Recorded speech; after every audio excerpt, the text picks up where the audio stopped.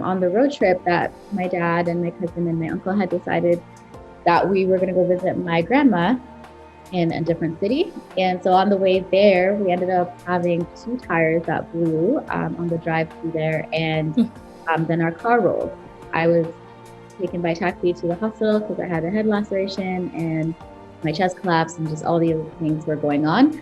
So I was in the ICU for a while, and then I got airlifted into the main city. I was there for about 2 weeks into the hospital doing like CT scans, MRI scans, all that stuff. And then later on also finding out when I was stable that my uncle ended up passing away in the car accident.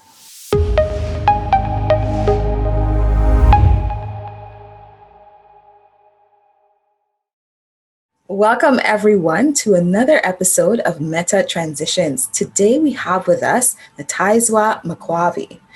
She is the founder and executive director of Black Women Connect Vancouver. And she's also an executive director of a nonprofit organization in Surrey, which helps women in crisis situations. We're so excited to have I'm going to mess up your name, I swear. We're so excited to have Nataizya with us. Welcome, Nataizya. Thank you for having me. It's a pleasure. Okay. All right. So to get into it, please tell us your story. Sure. So for my story, about 5 years ago, in May, I was on a trip to Zambia, which is where I'm originally from. And I went with a couple of friends. They went to see the nonprofit organization that I was working with, that my parents had started. And on the road trip that my dad and my cousin and my uncle had decided that we were going to go visit my grandma in a different city. And so on the way there, we ended up having two tires that blew on the drive through there. And then our car rolled. So the car rolled. I don't remember. I actually lost consciousness. And I was taken by taxi to the hospital because I had a head laceration and my chest collapsed and just all the other things were going on. So I was in the ICU for a while, and then I got airlifted into the main city because we were far away from the main city.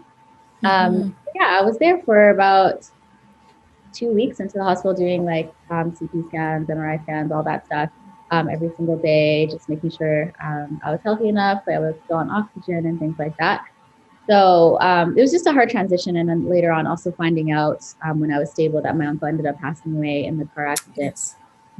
So it's been an interesting journey, just when you experience trauma physically and mentally and spiritually at the time too. So but when I got out of the hospital, I was staying at a hotel before we were going back to Canada, and I was just looking for jobs, and I was like, I don't want to go home and feel like I'm going to go back and I'm just going to be trapped at home, get sad, get depressed, and like I know physically I still wasn't like well, Yes. Because there were still a lot of things, and that's why we were flying back to Canada so I could finish my treatment. But I was also in the place where I just knew if I got stuck in that moment, something within me, I think, wouldn't be okay. So I applied for a job, which is the job that I have now, got back to Canada and got asked to do an interview while I was still kind of doing my own like treatments and like chiro, physio, all those things. Yes. And then did the 2 interviews with the board and got the job a month later. So my transition into just like my life story has been interesting. Just like watching kind of the progression of where you are. So yeah, that's a little bit of my story. Wow. No, thank you for sharing that with us. And, sometimes we don't recognize just how, our stories impact and lead us to where we're going. And it sounds like, this accident that took place, really took you off kilter, I guess, if you want to call it that. You had to re-examine, what you wanted to do in your life. And I can't imagine having to deal with that traumatic injury, right? And then having to deal with the loss of your uncle from that traumatic injury. I can't imagine that mental health impact that must have had on you. And then now needing to transition from Zambia, to the Vancouver area, to a job.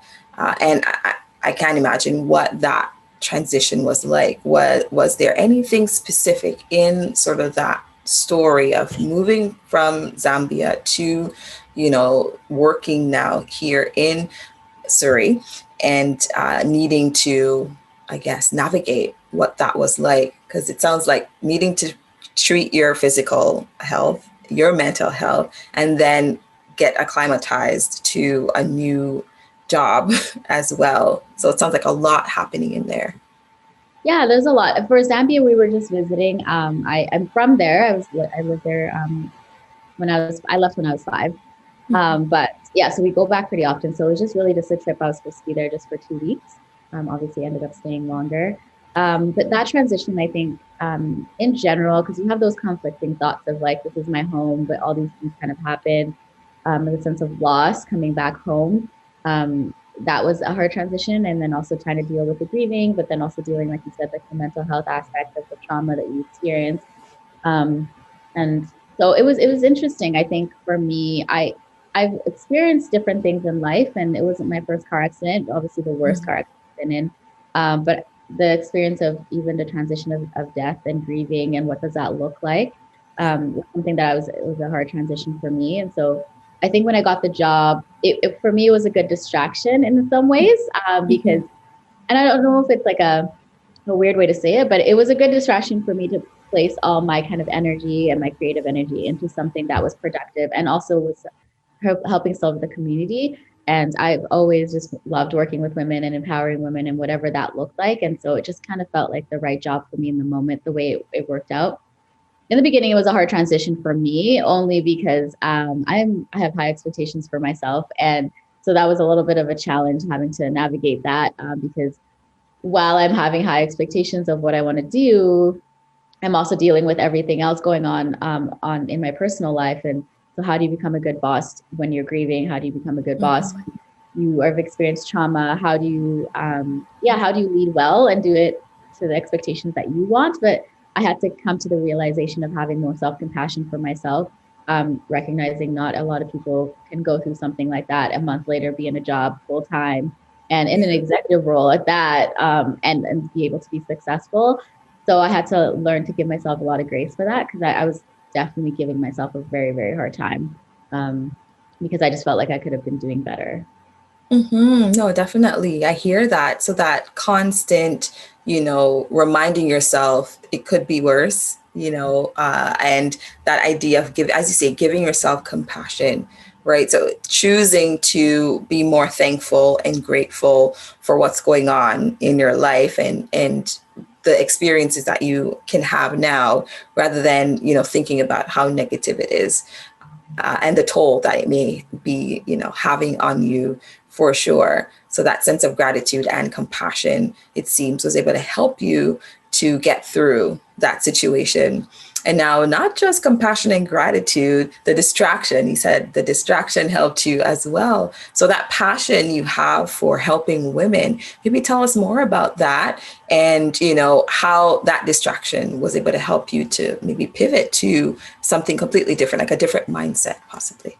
Yeah, I think for me, because for my 9 to 5 job, I deal with women in crisis situations, like in some way we're the community around them when they're going through that. And so for me, I think that I was able to channel that into whatever crisis I was going through personally and to be able to be like, well, how can we best support the women in our community and surround them in these crisis situations? Like I had so many people around me to be supportive, and some of the women that come in just don't have that. And so I had to switch my mindset of how do I help now that I know what crisis looks like and trauma looks like in my life with support. How can we help our women in the community that are dealing with the same similar situations or whatever life circumstances? And so that kind of was where my energy went into. In some ways, like it was a little bit of a savior mentality, but not in a I can save you, but in a how can I help you?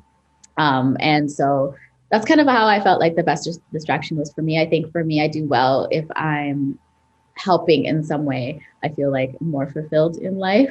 So I think that was like an easier way for me. Yeah. And so that way it was a distraction in that way. Yeah. In a good way. Got it. So it's almost like a love language in a sense. You found healing by being in community, and then you've also found healing by extending from yourself to others. So that maybe acts of service, right? So one needing to do for other people was sort of a healing process for you. So not thinking about what's going on for you, but then thinking about what's going on for another person got you to the place where you're like, okay, I can extend a bit of myself to somebody else and help them. And by being in that mindset, possibly help to yourself as well. Yeah, yeah, definitely. Okay, perfect.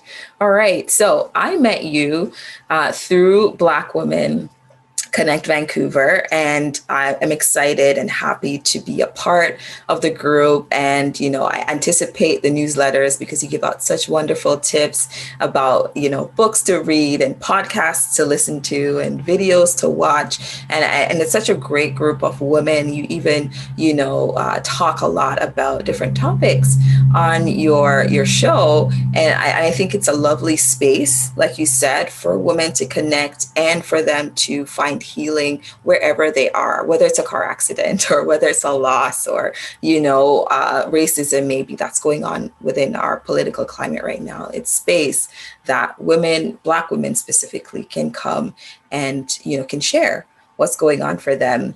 So what, I guess, got you to start that, or did you start it? And tell us a little bit more about that. Sure. Yeah. So really, when it first started, it was just my sister and I having Black Girl Magic parties, and they were holiday parties at first, and so we were just kind of just hanging out. And I'm like, okay, well, if we have Black girl friends, they have Black girl friends, like let's just all hang out. And as it started to grow, I already had kind of a template of what I wanted to do in general for women empowerment, and it kind of included everyone. But as I saw the need in the community, I'm like, where we actually don't really have a collective of Black women in Vancouver. And so then that's kind of where that spurred. And so even though I was going through my transition story into starting this, the very first event that I did downtown Vancouver, because there were much smaller events, I think 70 Black women showed up. And I had decided to do a mental health panel because at the same time, I was also dealing with whatever mental health issues. I'm like, there has to be other Black women who are also going through it. So just invited different Black women in the community I knew that were working in the mental health field. And so that was really exciting to see how quickly kind of people gravitated towards it, Yes. And so that's when I was like, this has to be developed into something bigger. So it started off very organically, which I love about it too, because then it just shows that it is a need in the community. It wasn't like a structure. I like had this business plan that this was going to be for the community. It was very much just came organically, and it's been wonderful to be a part of it. I love the story of it being sort of a grassroots, my sister and I starting something in our living room. And, the idea that sometimes you don't envision something becoming huge, because the reason behind it wasn't popularity or fame. It was really just the essence of connecting and talking with fellow, women about what was going on in your life. And it sort of just organically grew and grew and grew because that purpose was maintained. And I feel the same way when I listen to something on Instagram, or I get your newsletter, because it just sounds like you're wanting to share a space for women to connect and to just talk about what's going on for them. So it's a much needed space. Thank you for creating it. And I'm happy to be a part of it. Like, I know women out there who are watching this show, you can definitely go check out, Black Women Connect. They're on Instagram. You can also check out their website to just get connected and to, create space so you can come and be yourself and to just chat and have fun. Yeah. Everyone's welcome. Like it's been such an honor to be a part of people's lives and to be even connecting people actually to see that happening or hearing stories of Black women. This is the first time I've been in a room full of Black women. I've lived here all my life. I've never had this experience. Like those are the type of things that I love to hear, because that's really what it's about, right? To not feel like you're alone in a city that's just so large, but we are here. We just need to come together, and having that space has been, it's been wonderful to see. Wonderful. Well, I'll continue to spread the word because I have clients all the time. So, and they're always, a lot of times people think that they are alone, right? And that's one of the reasons this channel exists as well, is coming out of this space of saying, what, other people have similar experience. And, if you can listen to this person speak their experience and be vulnerable, then maybe it might help you to feel encouraged in your experience too. So I'll continue to spread the word about Black Women Connect Vancouver. And yeah, and hopefully this video will do that for sure. Thank you so much for joining us. Thank you so much All for right, having definitely. All right. So I have one last question for you. If you were to give any tips to maybe someone who went through your experience, maybe they're thinking of starting something, something grassroots. Are there any tips that you could give that could help them to figure out what to do? Yeah, I would say do your research and know your why. I know that that's a common thing, but it really is important to know why you're starting something because the why is what's going to keep you going. Because you're going to have a lot of times where you feel discouraged, especially if it's something that's grassroots or entrepreneurial, because you don't have them as much funding going on. The connections still aren't there in the beginning. So it can be really hard, but you just know what's driving you. And I would also say, like, take care of yourself because it is times where you're working your full time job and then coming home and working this side job. So it can be a lot. And so if you don't take care of yourself and just know what you can control, there's a lot of times that we feel like we can control everything, but sometimes we really just can't. So just knowing like you can control some things and some things you can, and you just have to let it go. So my thing is like a no now is not a no later. You just have to deal with what's going on right now. Perfect. Wonderful. So take care of yourself and recognize that when you're starting to have a why, figure out why you're starting it. And that can help to get you through that beginning stages of, when things are just starting, you don't have everything, figured out. And that will help you to get to the next stage. Love it. Love it. Well, thank you so much, Nataizya Mukwavi. It was lovely to have you, and hopefully we can have you again next time. Thank you so much for having me. No problem. All right. Well, you take care. Uh, Thank you for listening. Until next time.